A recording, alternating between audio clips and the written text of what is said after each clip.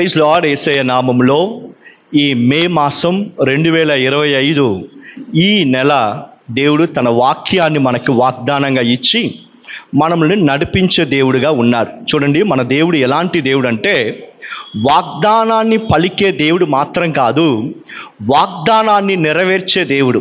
అలాగనే ఈ నెల ఈ 5వ మాసం కూడా దేవుడు మనకి వాగ్దానాన్ని పలికి ఈ వాగ్దానాన్ని నెరవేర్చే దేవుడు. కాబట్టి ఈరోజు దేవుడు వాక్య భాగాన్ని అపోస్తల కార్యములు 14:3 ధ్యానించుకుందాం. లాస్ట్ పార్ట్ని. ప్రభువు వారి చేత సూచక క్రియలను అద్భుతాలను చేయించి తన కృపవాక్యమునకు సాక్ష్యం ఇప్పించును అని రాయబడి ఉంది. చూడండి, ఈ లేఖనంలో మీరు చదివేటప్పుడు పౌల్ బర్నబాస్ మూలంగా దేవుడు గొప్ప కార్యాలు చేస్తున్నారు. గుడ్డి వాళ్ళు చూస్తున్నారు, కుంటి వాళ్ళు నడుస్తున్నారు, దెయ్యాల్ని తరంగొడుతున్నారు. ఇలాగ చేసి యేసయ్య నామం ఆ పట్టణంలో ఆ స్థలంలో గొప్పగా మహిమ పొందుతుంది.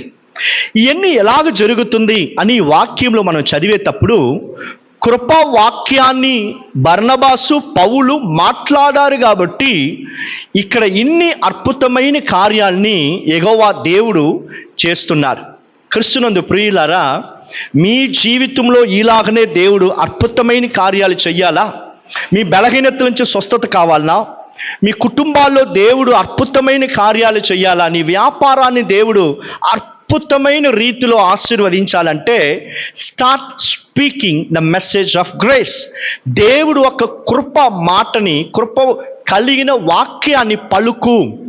డాక్టర్స్ నీకు విరోధంగా చెప్పిన, నీకు ఈ బలహీనత ఉంది, నీకు ఇలాగ జబ్బు ఉంది, నువ్వు పడిపోతావు, అయిపోతుంది అని చెప్పారు కదా, దాన్ని మాట్లాడేది ఆపి నీ అవిశ్వాసమైన మాటలు మాట్లాడకుండా, పలకకుండా, అయ్యో బ్రదర్ నేను ఇంకెందుకు, నేను ప్రయోజనంగా ఉండను, నా జీవితం అయిపోయింది, అంతే, నేను ఉండను, నేనేం బాగలేను, నా వల్ల ఎవరికి యూస్ లేదని చెప్పి ఇలాంటి నెగటివ్ అయిన మాటలు మాట్లాడేది ఆపు.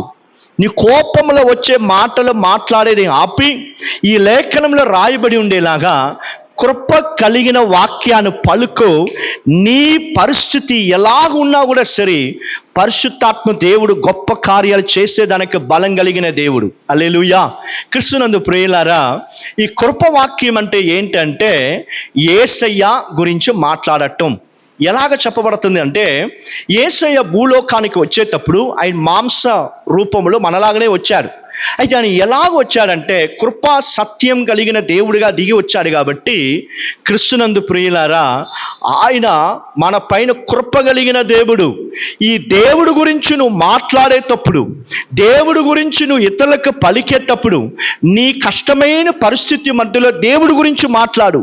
యేసయ్య ఆయన మహిమ గురించి, ఆయన బలాన్ని గురించి, ఆయన ప్రసన్నత గురించి, ఆయన ఒక శక్తి గురించి నువ్వు మాట్లాడేటప్పుడు దేవుడు తన అద్భుతాల్ని, ఆయన క్రియల్ని నీ జీవితంలో చేసి ఆయన నామాన్ని మహిమపరచబోతున్నారు. హల్లెలూయా. బలహీనతంగా ఉన్నావా? మనసు చాలా విరిగిపోయి ఉన్నావా? ఒంటరితనంలో ఉన్నావా? నీకు సహాయం చేసేదానికి ఎవరు లేరా? ఎన్నో కార్యాలు నేను ఓడిపోయి ఉన్నాను అంటున్నావా?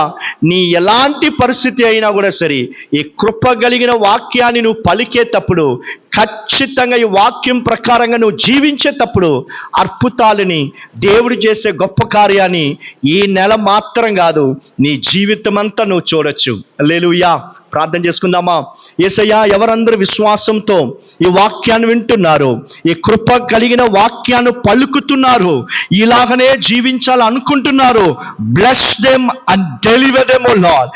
ఎలాంటి సిక్నెస్ అయినా, ఎలాంటి బలహీనతలైనా, ఎలాంటి దురాత్మ పీడింపులైనా యేసుక్రీస్తు పునరుత్థానం శక్తితో విడుదల కలుగును గాక. మీ కృప కలిగిన వాక్యాన్ని పలికాం కాబట్టి ఇప్పుడే యేసయ్య అపోస్తల కాలంలో జరిగిన అలాంటి అద్భుతమైన క్రియలు, కార్యాలు ఇప్పుడు ఈ వాక్యాన్ని వినే ఒక్కొక్కరి జీవితంలో జరుగును గాక యేసయ్య నామములో.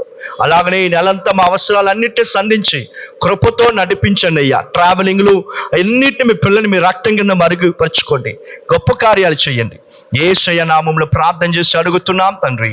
ఆమేన్, ఆమేన్. God bless you all.